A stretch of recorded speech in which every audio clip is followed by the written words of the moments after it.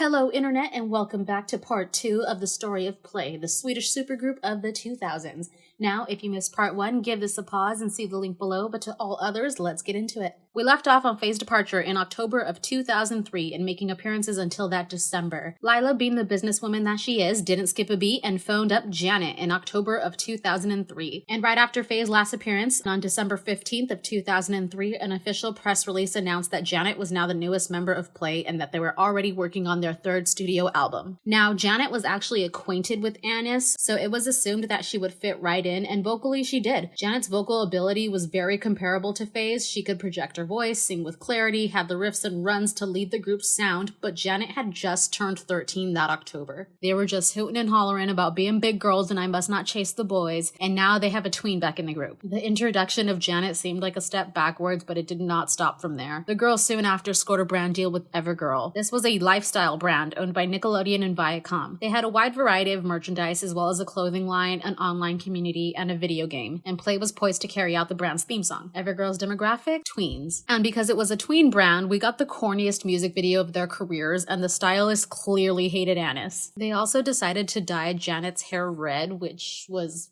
clearly she wasn't Faye and nobody was ever going to make that mistake, but I don't know, maybe they did it for some other reason. The song itself wasn't bad, it was cute, but it just wasn't anything transformative to their careers. There was such a difference between Us Against the World and I Must Not Chase the Boys. Fans were looking for the next level and it just kind of seemed like it went backwards. But they did a mall tour where we got to really see Janet's vocals. She's a really talented singer, nobody can ever take that from her, but she just clearly didn't fit in with the group. She was visibly younger than the rest of them, and all of them were looking more like grown women when Janet was still a cute little girl. Nonetheless, the third studio album, Don't Stop the Music, was released in March 9th of 2004. This was their worst-selling album to date and failed to chart completely. As Replay had elements of rock, R&B, and edgier pop, fans were disappointed to see their sound revert back to bubblegum. As the fandom started to dwindle, Play released a Christmas collection that nobody asked for, calling Play Around the Christmas Tree in November of 2004. The album also failed to chart and sold even worse than the previous. Then finally, in April of 2005, in a clear attempt to milk Play for all it's worth, a greatest hits album was released just 4 years after the group debuted. This compilation album had absolutely no song with Janet's vocals, kind of reasserting that management themselves knew that this was not a good match. And these are songs from 2 freaking albums. We didn't need both of them compiled. Most of us had both albums. There was no need to get a third package. Needless to say, that album also was a flop, and in September of 2005, an official statement from the members of Play announced an official hiatus. Such a harsh ending. There was so much effort put into the Replay album, and Don't Stop the Music was a clear decline in quality. It was a clear decline in support from the label, and I wouldn't be surprised if they actually had a 5-album contract because those last 2 albums made no sense. Anis returned to Sweden and would eventually study at the University of Stockholm and the University of Lund. Faye also returned to school, which was her goal, and attended Ritmus Music School and signed with a Swedish modeling agency, Syncasting. She also kept a hand in music, releasing occasional singles through modeling campaigns and providing background vocals. Rosie and Anna actually stayed in the US for a while and landed contracts with MMG Modeling in New York City, eventually making their way back to Sweden years later. Before then, Anna kept recording music both as a featured artist and a soloist. She recorded 2 solo songs, Say It Again and Press Rewind, which she debuted during concerts with Chris Trousdale of the boy group Dream Street. Play also did collaborations with him in the past. In 2006, Chris and Anna got together once more and recorded a duet called If Only. Rosanna decided to work on her craft. She went to college and majored in music, and in 2009 tried out the MySpace music scene. She released several songs, including The First Time, Game Boy, Heart Attack, TikTok, Under Attack, and Flashing Lights.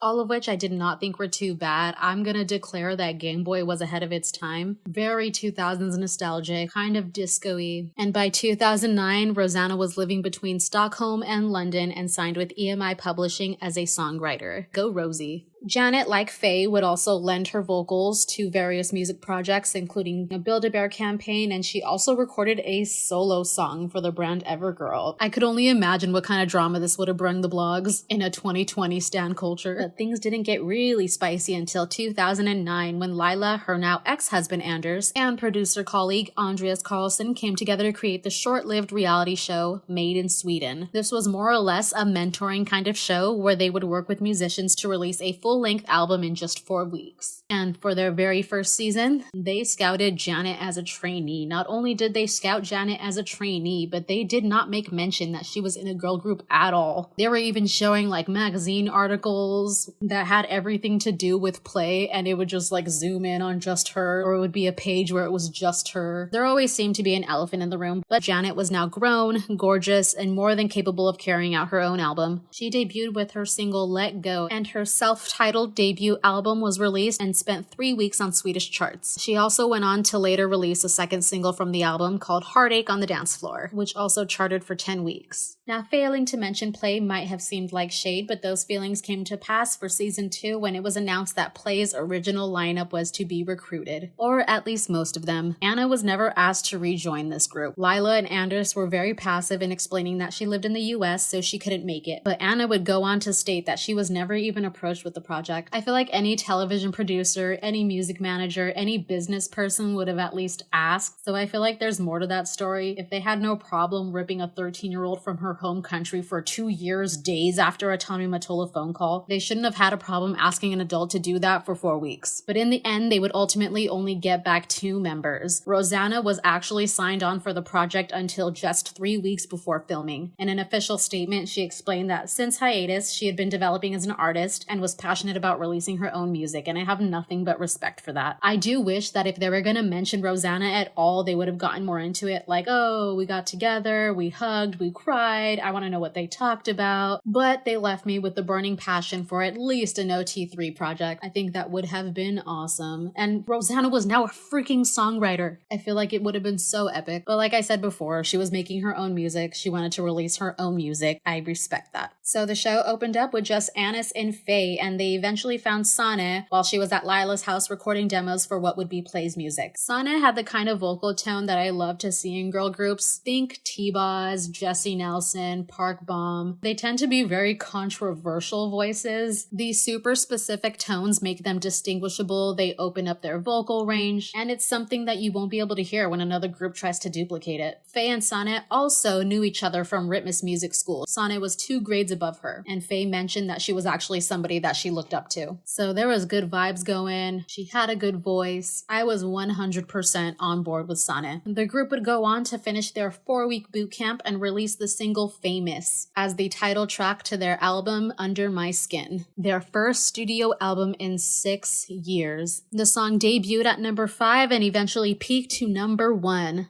There were plans to promote in the US, but the boy band Big Time Rush recorded their own version of the Andreas written song a year prior in 2009. This song was to be released in June of 2010, shortly after their Nickelodeon television debut. As Play released their version quickly after 4 weeks of filming in February of 2010, it would have been a direct conflict. Going back to the Under My Skin era, the promo for that album was just magical. I loved seeing them promote again. And my favorite song from that album is You're Not the One. Oh my gosh, there were some magical stage moments with that song. In October of 2010, Play was gearing up to record the song Destiny for the Disney Channel original movie Avalon High, but suddenly, without warning, Faye called Lila and told her that she had once again decided to leave the group. This was so sudden, the girls must have felt so blindsided, and you just can't help but feel bad for Anis in particular, having the same exact wound opened up for the second time from the same person. I just felt so bad for her. So what you are hearing on the track for Avalon High is actually Sanne's singer best friend, Emily. At this point, Anis was the only founding member left. This 4.0 version would not last long. After a failed attempt to pitch a reality show in the States, the group finally called it quits in May of 2011. This was just so heartbreaking because it just felt like they were going in such a good direction with the promo for Under My Skin. And the first time Faye left, it was just so understandable because she was so darn young and she had her whole life ahead of her. And in 2010, she still did, but I do also think being older, she had more self-awareness. I feel like she probably had feelings of apprehension going into it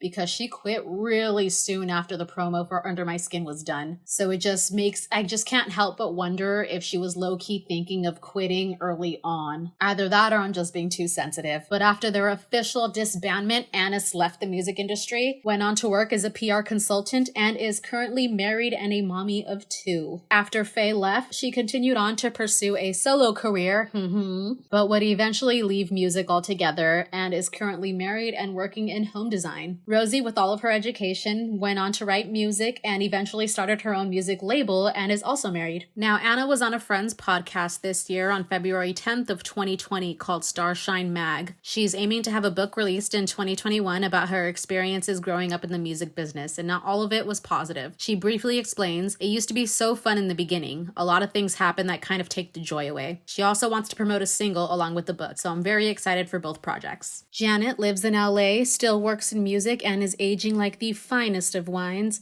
Sane was on Swedish Idol in 2013, had a little mini reunion with Lila and Anders, and released 2 songs since 2016, but not much else since then. And Emily was last heard of working on music with her husband Gustav, a band called America, on music they describe as desert rock.